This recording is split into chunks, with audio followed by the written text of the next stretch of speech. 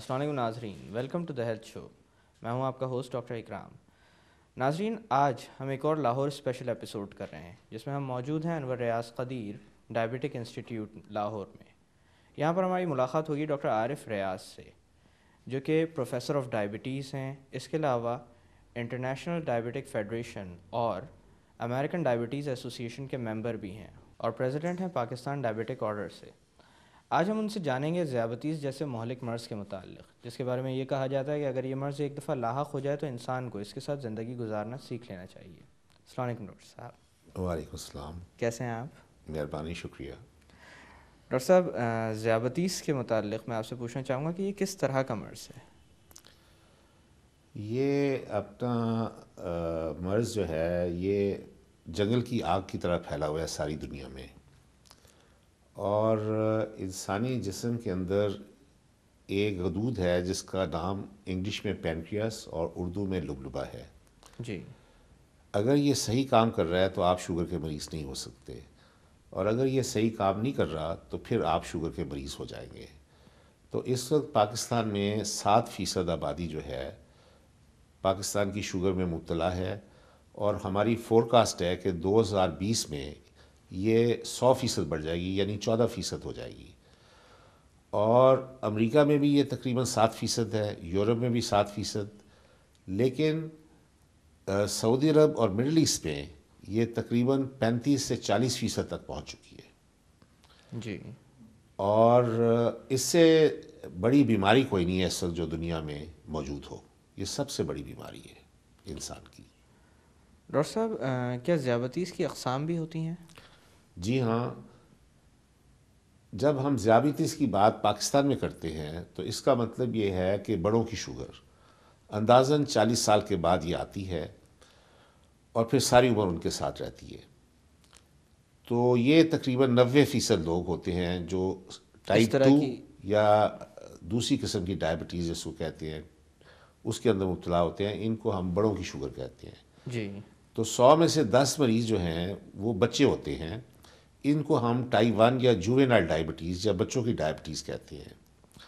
اس کے علاوہ 2-3 اور بھی قسمیں ہیں، like drug induce diabetes, diabetes insipidus, اور ان کو ویسے ہم اپنا اسپیشلائز کیٹیگری میں رکھتے ہیں ڈاکٹرز کے لیے۔ عام پبلک کے لیے ٹائپ 1 اور ٹائپ 2 کافی ہے۔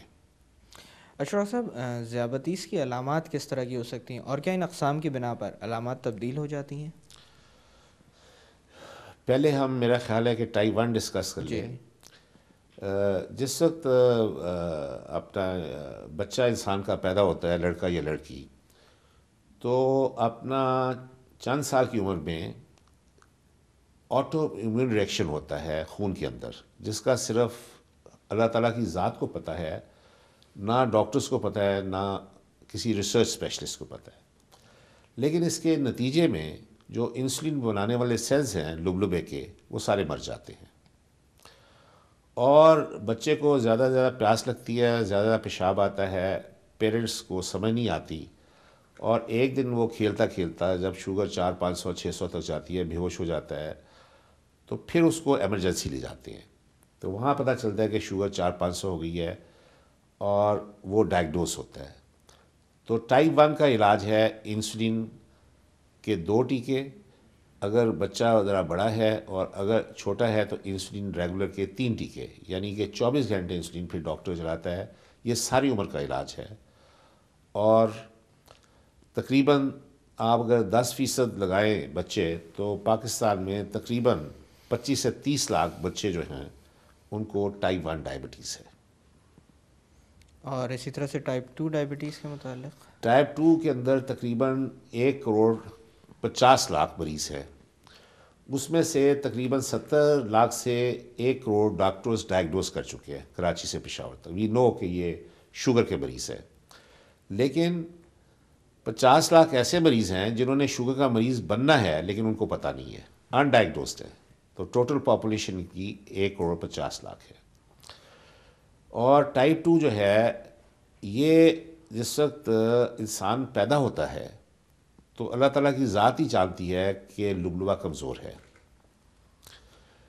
اور 40 سال تک یہ صحیح کام کرتا ہے، اور ایک صحت مند انسان کی شوگر 70-120 کے درمیان ہوتی ہے. لیکن 40 سال کے بعد لبلبہ آہستہ آہستہ انسولین بنانا کم کرتا ہے اور دیمک کی رفتار سے کم کرتا کرتا 20 سال میں 100% کام کرنا بند کر دیتا ہے. تو اس کو چیک کرنے کے لیے کہ یہ کس سٹیٹس پہ ہے لبلبہ، ڈاکٹرز نے گلوکوز ٹالرنس ٹیسٹ ریکمینڈ کیا ہے تمام شوگر کے مریضوں کے لیے ساری دنیا میں. اس کمزوری کی کوئی خاص علامات ہوتی ہیں جن کے ساتھ یہ کمزوری ظاہر ہوتی ہے لبلبے کی؟ جی ہاں، جب انسولین جو ہے آپ کی کم ہوگی اور نتیجے میں جو شوگر ہے وہ اپنا پوری طرح نہیں جلے گی، مثلاً 50% لبلبہ کام نہیں کر رہا، 50% انسولین ہے تو 50% شوگر جل رہی ہے، 50% شوگر بغیر جلے پیشاب میں ضائع جا رہی ہے. تو میرا مریض سر سے پیر تک 50% کمزور ہو رہا ہے اور سر سے پیر تک 50% تمام سیلز پہ برا اثر آ رہا ہے، اس میں گردہ بھی شامل ہے. جی. تو گردے میں 18 لاکھ فلٹر ہوتے ہیں، دائیں گردے میں 9 لاکھ، بائیں میں. تو جب ان کے سیلز جو ہیں ڈیمیج ہوتے ہیں تو خون سے شوگر جو ہے پیشاب میں آ جاتی ہے. تو ایک قطرہ شوگر کا 7 قطرے پانی کھینچتا ہے. اس پروسیس کو ہم ڈاکٹری زبان میں کہتے ہیں آسموسس، کہ اگر صحت مند انسان کو ایک دفعہ پیشاب آ رہا ہے تو میرے مریض کو 7 دفعہ آئے گا. تو یہ پہلی علامات ہے کہ بار بار پیشاب آنا اور بار بار پیاس لگنا. تو مریض اس پہ کوئی پریشان نہیں ہوتا کیونکہ دن کے وقت ایسی صورتحال ہے. جی. جب فلٹرز جو ہیں گردے کے زیادہ ڈیمیج ہوں گے تو رات کو بھی اٹھ کے پیشاب آنے لگے گا اور زیادہ شوگر آئے گی. اب وہ نیند ڈسٹرب ہو گئی مریض کی، اب وہ پریشان ہو کے ڈاکٹر کے پاس آتا ہے اور وہ پھر تشخیص کرتا ہے کہ بلڈ میں بھی شوگر زیادہ ہے اور پیشاب میں بھی ہے، اور مریض ڈائگنوز اس طرح ہوتا ہے. اچھا ڈاکٹر صاحب، ڈائگنوسس کے معاملے میں کس طرح کے ٹیسٹ تجویز کیے جاتے ہیں؟ کیونکہ دیکھا جائے تو انسان کے اندر کچھ ایسے معاملات بھی ہوتے ہیں جس کے اندر شوگر لیولز ہائی ہوتے ہیں. مثال کے طور پر ایک انسان جب کھانا کھاتا ہے تو اس کے بعد کچھ دیر تک ایسی ہائپر گلائسیمک اسٹیٹ ہوتی ہے جس کے اندر مریض، مطلب انسان شوگر کا مریض تو نہیں بنتا لیکن شوگر لیولز ہائی ہوتے ہیں، پھر وہ دوبارہ سے کنٹرول میں آتے ہیں. اسی طرح سے جیسے کہ اسٹریس کی کیفیت میں عام طور پر لوگوں کے شوگر لیولز ہائی ہو جاتے ہیں. تو آپ یہ تفریق کس طرح کرتے ہیں کہ جو آپ کے پاس شخص آیا ہے اپنے مرض کی بنا پر یا اپنی علامات کی بنا پر، وہ آیا ڈائبٹیز ہی کا پیشنٹ ہے یا کسی ہائپر گلائسیمک اسٹیٹ میں ہے؟ یہ ڈاکٹر صاحب نے بڑا اچھا سوال کیا ہے. میں ناظرین کی خدمت میں عرض کر دوں کہ یہ جو لبلبہ ہے یہ 6 انچ کا غدود ہے. اس کا جو سر ہے یہ چھوٹی انتڑی کے اندر پھنسا ہوا ہے. جی. اور جو دم ہے وہ اس کی تلی کے ساتھ پھنسی ہوئی ہے اور یہ معدے کے نیچے لیٹا ہوا ہے. اور کراچی سے پشاور تک 15 کروڑ جو ہے مرد اور عورتیں، یہ ان کا صحت مند ہے اور اللہ تعالیٰ نے اسے انسولین سے بھرا ہوا ہے. ایکچولی یہ انسولین کا ٹیکہ لگانے کی اللہ تعالیٰ کی مشین ہے. تو اگر ایک انسان صحت مند مرد یا عورت 2 روٹیاں کھاتا ہے جی تو وہ ہضم ہو کے معدے اندر سے جگر کے ذریعے خون میں آتی ہے شوگر کی شکل میں. جگر کا کام ہے کہ خوراک کو شوگر بنا کے خون کے حوالے کرنا، اور یہ لبلبہ خون میں تیر رہا ہے. یہ بڑا سینسیبل گلینڈ ہے، اس کو سمجھ آ جاتی ہے کہ تھوڑی شوگر آٹومیٹک ہے. تو یہ اپنا 10 یونٹ انسولین کے لگائے گا.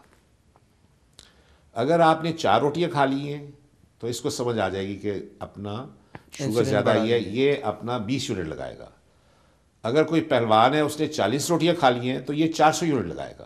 لیکن اللہ تعالیٰ کی ذات شوگر ایک صحت مند انسان مرد اور عورت میں 120 سے بڑھنے نہیں دے گی.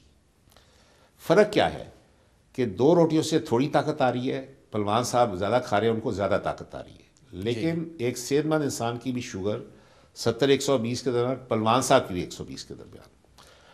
اور کراچی سے پشاور تک 90% لوگ جو ہیں ان کے لبلبے کمزور نہیں ہو سکتے.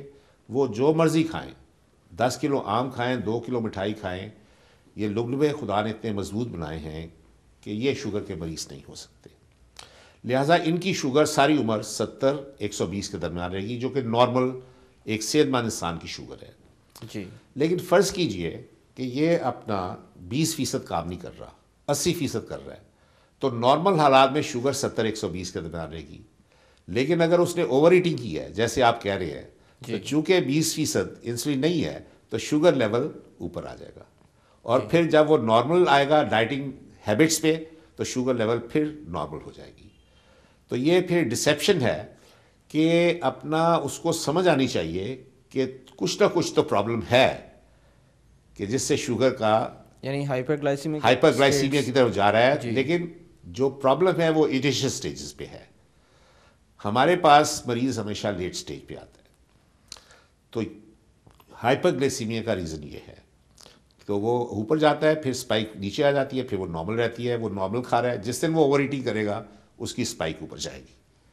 وہ ایک طرح کا پیش خیمہ ہو سکتا ہے کہ جی ہاں، پیش خیمہ ہے کہ شوگر آپ کی طرف آہستہ آہستہ آ رہی ہے. جی اچھا ڈاکٹر صاحب، کون سی ایسی وجوہات ہوتی ہیں جن کی بنا پر یہ مرض لاحق ہو جاتا ہے، یا کون سے ایسے لوگ ہوتے ہیں جن کو آپ صفحے اول میں شمار کرتے ہیں جن کے اندر آگے چل کر یہ مرض آئے گا؟ اب ڈاکٹر صاحب کراچی سے پشاور تک یہاں مریض آ رہے ہیں 40 سال سے. تو پنجاب کی میں صورتحال آپ کو بتاتا ہوں کہ majority of the patients Punjab کے ہے کہ یہ پیٹو قوم ہے ہماری مسلمان، یہ اوور ایٹنگ کرتی ہے. جی اب یہ دیکھیے چینج کا لغوہ ہے، یہ 40 سال تک صحیح آپ کو انسولین دیتا چلا جا رہا ہے. اب 40 سال کے بعد آپ 60 سال تک بھی اوور ایٹنگ کریں گے تو آپ اس سے انسولین لے رہے ہیں زیادہ، تو ظاہر بات ہے 40 سال کے بعد تھک جائے گا اور آہستہ آہستہ انسولین بنانی کم کرے گا اور 20 سال میں فارغ ہو جائے گا. تو 90% وجہ پاکستان میں بسیار خوری یا اوور ایٹنگ یا ان لوگوں کا پیٹو ہونا ہے. ایک چھوٹا سا غدود ہے، اس سے اوور ویٹ کر رہے ہیں. اگر اپنا یہ پیار سے خوراک کھائیں، مثلاً کہ آدھا کلو گوشت کھا لیں، ایک پاؤ بھی بہت ہوتا ہے لیکن آدھا بھی ہے تو اس میں اتنی کیپیسٹی ہے کہ یہ 100 سال تک صحیح چل سکتا ہے. لیکن اگر آپ 3 کلو گوشت کھائیں اور آپ 2 کلو بریانی کھائیں دوپہر کو اور رات کو، اور پھر مٹھاس کھائیں آپ اور حلوہ پوڑی کھائیں صبح کے وقت، تو ظاہر بات ہے آپ اس سے کام لے رہے ہیں، یہ ایک دن تو تھکے گا نا. تو 40 سال بڑی مدت ہوتی ہے کہ 40 سال میں تھک کے آہستہ آہستہ 20 سال میں 60 سال کی عمر میں کام کرنا بند کر دیتا ہے. اچھا ڈاکٹر صاحب، اسی طرح سے کچھ بیماریاں ایسی ہوتی ہیں جو کہ وراثت میں ملتی ہیں. کیا ذیابطیس کا مرض بھی وراثت میں ملتا ہے کسی بھی ماں باپ سے بچوں کو؟ بالکل صحیح ہے کہ 90% تو میں نے ڈاکٹر صاحب کو بتایا کہ یہ بسیار خوری کی وجہ سے ہے، لیکن 5% یہ وراثت کی وجہ سے ہے. لیکن وراثت کا مسئلہ بہت ٹرکی ہے کہ اگر ایک انسان کو شوگر ہے، میں اس سے پوچھوں کہ اس کے دادا کی موت کس طرح ہوئی تھی تو شاید وہ بتا دے، لیکن پردادے کا وہ نہیں بتا سکتا. نہ میں بتا سکتا ہوں نہ کوئی اور انسان پاکستان میں. جی فرض کیجئے کہ پردادے کو شوگر تھی، تو جب جینز اس کی آئیں اس کے بیٹے میں، تو اس کے اندر وہ جینز شوگر کی نہیں گئی وراثت کی، تو اس کا لبلہ صحت مند تھا. اس کے بعد اس کا بیٹا ہوا تو اس کے بھی صحت مند تھا. اب وہ 2 کا صحت مند ہے، اس کی اولاد ہوئی تو اس پہ شوگر آ گئی. تو مریض آ کے کہے گا کہ ہمارے خاندان میں تو شوگر نہیں، اس میں کیسے آ گئی؟ اس کو وراثت کی سمجھ نہیں ہے یعنی کہ جینز ٹریول کر رہی ہے پردادے سے، وہ پرپوتے میں آئی ہے. تو اس کا یہ اثر 5% ہے وراثت کا. اور 5% ہے کہ شوگر ہوتی ہے ٹینشن سے، کہ جب انسان ٹینشن میں جائے گا تو اس پہ سٹریس آئے گا تو یہ نارمل کی بجائے زیادہ انسولین کرے گا اسکرین. شوگر بھی زیادہ چلے گی، خوراک بھی مریض زیادہ کھائے گا. نتیجہ یہ ہے کہ اوور سٹریس ہو جائے گا پرولونگ ٹینشن سے. تو فرض کیجئے کہ شوگر آتی ہے 40 سال کی عمر میں نارملی. ایک مریض کو بسیار خوری بھی ہے، ٹینشن بھی ہے، ماروسی بھی ہے، تو اس کا مطلب یہ ہے کہ اسے 20 سال کی عمر میں ہی شوگر آ جائے گی، کیونکہ یہ جیسے ہی ایگزاسٹ ہوا شوگر آؤٹ آف کنٹرول کی، وہ ہمارا مریض بن جائے گا. تو یہ کوئی ہارڈ اینڈ فاسٹ رول نہیں کہ لازمی 40 سال پہ آنی ہے، یہ 16 17 سال 20 سال پہ بھی شوگر آ سکتی ہے. یعنی آپ کے زندگی گزارنے کے انداز پہ ڈیپینڈ کرتا ہے. جی، اگر تینوں فیکٹرز مل جائے، ماروسی بھی مل جائے، ٹینشن بھی ہو اس کو مریض کو، اور اوپر سے بسیار خوری بھی کرے، جی تو ظاہر بات ہے یہ چھوٹی سی مشین ہے، جب تھکے گی تو 20 سال میں ہی ہمارے پاس آ جائے گا. ڈاکٹر صاحب یہاں پہ تھوڑی دیر کے لیے باتوں کا سلسلہ روکتے ہیں.